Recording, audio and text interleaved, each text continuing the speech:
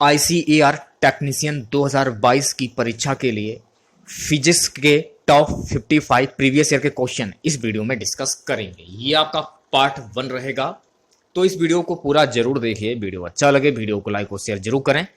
Channel पर पहली बार visit कर रहे हैं तो चैनल को सब्सक्राइब कर लें, पास में आपके बेल आइकन होगा उसको भी दबा लें। इससे आने सारी नई वीडियो की नोटिफिकेशन आप सभी लोगों तक आसानी से पहुंच जाएगी। तो एक क्वेश्चन के लिए आपको 2 से 3 सेकंड का समय दिया जाएगा। 2 से 3 सेकंड के बाद मैं आंसर क्लियर कर दूंगा। सो गाइस, आज का हमारा पहला क्वेश्चन रहेगा, एक माइक्रोन लंबाई प्रदर्शित करता है। तो 4 ऑप्शन आपके सामने हैं, बताइए क्या आंसर होगा। एक माइक्रोन लंबाई प्रदर्शित करता है, ऑप्शन बी जो है आपका बिल्कुल करेक्ट हो जाएगा। अगला क्वेश्चन, 1 किलोमीटर दूरी का तात्पर्य है।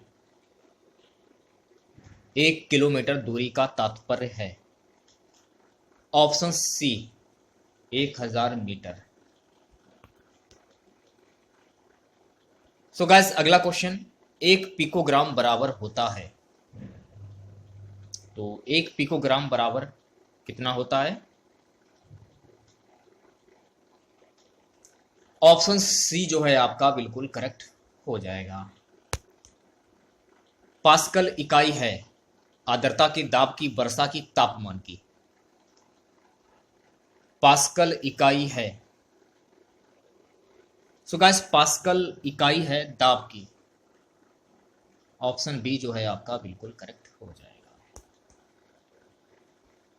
अगला क्वेश्चन, पारिस्थितिक दबाव की इकाई क्या है। पारिस्थितिक दबाव की इकाई क्या है, ऑप्शन ए जो है आपका बिल्कुल करेक्ट हो जाएगा, बार।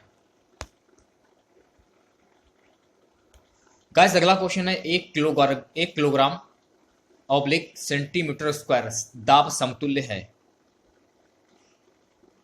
1 किलोग्राम बटा सेंटीमीटर स्क्वायर दाब समतुल्य है किसके, 1.0 बार के, ऑप्शन बी जो है आपका बिल्कुल करेक्ट हो जाएगा। तेल का एक बैरल निम्न में से लगभग कितना होता है।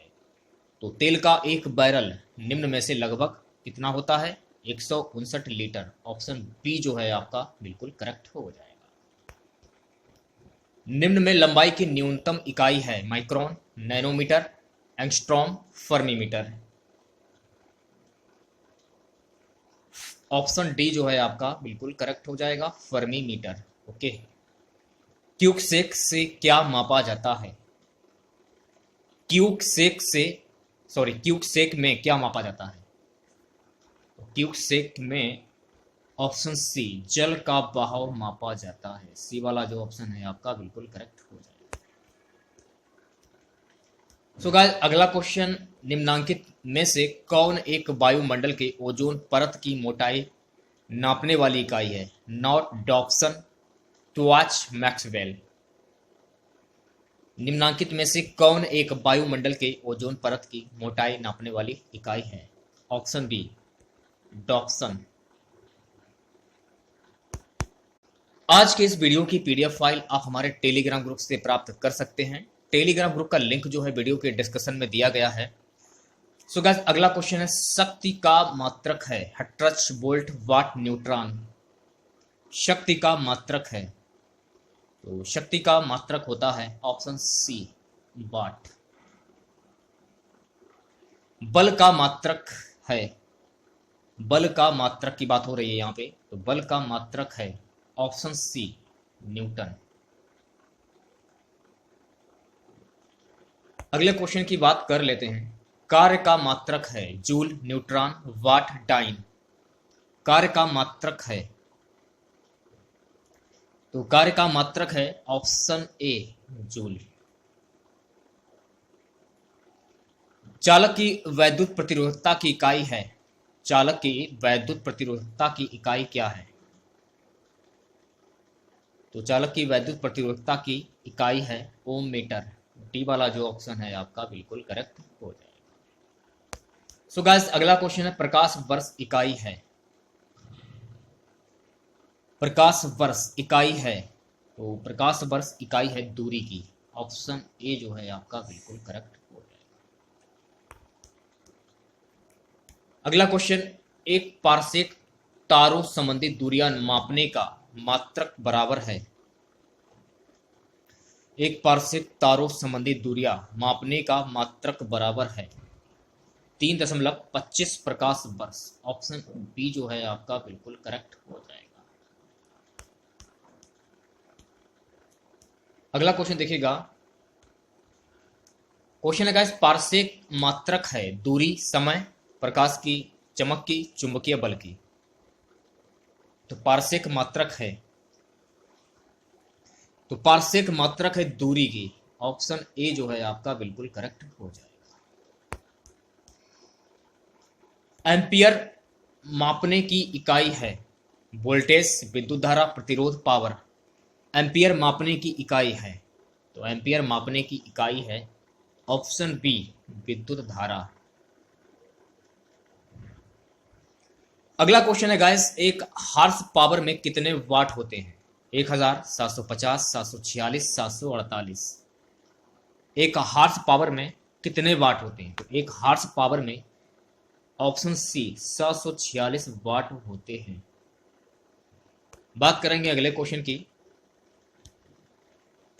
क्वेश्चन है गाइस, एक माइक्रोन बराबर है, एक माइक्रोन बराबर है, तो एक माइक्रोन बराबर है 1/1000 मिलीलीटर। ऑप्शन सी जो है आपका बिल्कुल करेक्ट हो जाएगा। अगला क्वेश्चन है गाइस कि महासागर में डूबी हुई वस्तुओं की स्थिति जानने के लिए निम्न में से किस यंत्र का प्रयोग किया जाता है? तो महासागर में डूबी हुई वस्तुओं की स्थिति जानने के लिए निम्न में से किस यंत्र का प्रयोग किया जाता है? ऑप्शन डी सोनार का प्रयोग किया जाता है। ये आपको ध्यान में रखना है। अगला क्वेश्चन है गाइस, सोनार निम्नलिखित द्वारा प्रयोग में लाया जाता है। तो सोनार का जो उपयोग होता है कि किसके द्वारा यह प्रयोग में लाया जाता है? ऑप्शन डी नौ संचालकों द्वारा। सो गाइस अगला क्वेश्चन, ध्वनि की तीव्रता को मापने वाला यंत्र है क्रोनोमीटर, एनीमीटर, ऑडियोफोन, ऑडियोमीटर। ध्वनि की तीव्रता को मापने वाला यंत्र है ऑप्शन डी ऑडियोमीटर। ये आपको ध्यान में रखना है, ठीक है। अगला क्वेश्चन, पायरोमीटर किसके मापन में प्रयोग किया जाता है? पायरोमीटर जो होता है किसके मापन में प्रयोग किया जाता है? तो पायरोमीटर जो होता है ये उच्च ताप के प्रयोग के मापन में प्रयोग किया जाता है। तो सी वाला जो ऑप्शन है आपका बिल्कुल करेक्ट हो जाएगा। सो गाइस अगला क्वेश्चन, मैनोमीटर के द्वारा किसकी माप की जाती है? तो मैनोमीटर के द्वारा किसकी माप की जाती है? मैनोमीटर के द्वारा ऑप्शन बी गैसों का दाब की माप की जाती है। ये आपको ध्यान में रखना है। नेक्स्ट क्वेश्चन की बात कर लेते हैं गाइस, वायुमंडलीय दाब को मापने में किस यंत्र का उपयोग किया जाता है? वायुमंडलीय दाब को मापने में किस यंत्र का उपयोग किया जाता है? ऑप्शन बी बैरोमीटर का उपयोग किया जाता है। यह आपको ध्यान में रखना है, ठीक है। अगला क्वेश्चन है गाइस, दूध का आपेक्षिक घनत्व ज्ञात किया जा सकता है। तो दूध का आपेक्षिक घनत्व ज्ञात किया जा सकता है, ये ज्ञात किया जाता है ऑप्शन सी लैक्टोमीटर से। अगला क्वेश्चन है गाइस, वायुमंडल की सापेक्ष आर्द्रता नापी जाती है। वायुमंडल की सापेक्ष आर्द्रता नापी जाती है ऑप्शन बी हाइग्रोमीटर। ये आपको ध्यान रखना है, ठीक है। सोने की शुद्धता को नापने के लिए कौन सा उपकरण प्रयोग में लाया जाता है? सोने की शुद्धता को नापने के लिए कौन सा उपकरण प्रयोग में लाया जाता है? Option D keratometer. ये आपको ध्यान में रखना है, ओके। नेक्स्ट क्वेश्चन की बात कर लेते हैं गाइस। क्वेश्चन है, रक्त दाब मापने के यंत्र का नाम है। रक्त दाब नापने के यंत्र का नाम क्या है? स्टेगनोमैनोमीटर। ऑप्शन बी जो है आपका बिल्कुल करेक्ट हो जाएगा। अगला क्वेश्चन देखिएगा, प्रकाश की तीव्रता नापने के लिए जिस उपकरण का उपयोग किया जाता है उसे क्या कहते हैं? प्रकाश की तीव्रता नापने के लिए जिस उपकरण का उपयोग किया जाता है उसे क्या कहा जाता है? लक्स मीटर कहा जाता है। तो सी वाला जो ऑप्शन है आपका बिल्कुल करेक्ट हो जाएगा। नेक्स्ट क्वेश्चन, रडार उपयोग में आता है। तो जो रडार होता है किसके उपयोग में आता है? तो रडार जो है ये रेडियो तरंगों द्वारा वस्तुओं की स्थिति ज्ञात करने के उपयोग में आता है। सी वाला जो ऑप्शन है आपका बिल्कुल करेक्ट हो जाएगा। गाइस अगला क्वेश्चन है, निम्न में से कौन सी राशि रिक्टर पैमाने पर मापी जाती है? कौन सी राशि रिक्टर पैमाने पर मापी जाती है? तो रिक्टर पैमाने से भूकंप की तीव्रता मापी जाती है। ऑप्शन सी जो है आपका बिल्कुल करेक्ट हो जाएगा। सो गाइस अगला क्वेश्चन, भूकंपों की तीव्रता मापी जाती है। तो भूकंपों की तीव्रता मापी जाती है, किससे मापी जाती है? ऑप्शन ए रिक्टर पैमाना से। नेक्स्ट क्वेश्चन, निम्न में भूकंप मापी यंत्र जो है वो कौन सा है? Crescograph, seismograph, Geiger counter, rain gauge. निम्न में भूकंप मापी यंत्र जो है वो कौन सा है? Option B seismograph.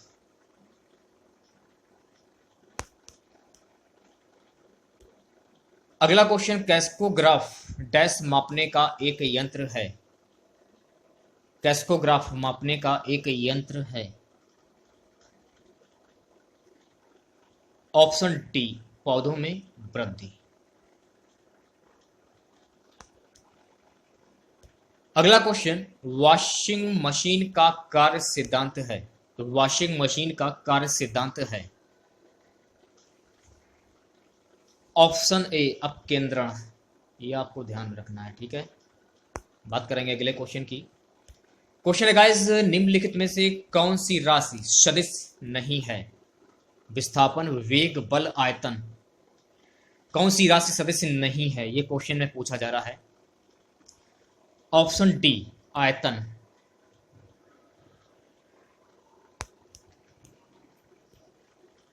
अगला क्वेश्चन, निम्नलिखित में से कौन सी एक सदस्य राशि है? संवेग, दाब, ऊर्जा, कार्य। निम्नलिखित में से कौन सी एक सदस्य राशि है? ऑप्शन ए संवेग। चलिए बात करते हैं अगले क्वेश्चन की।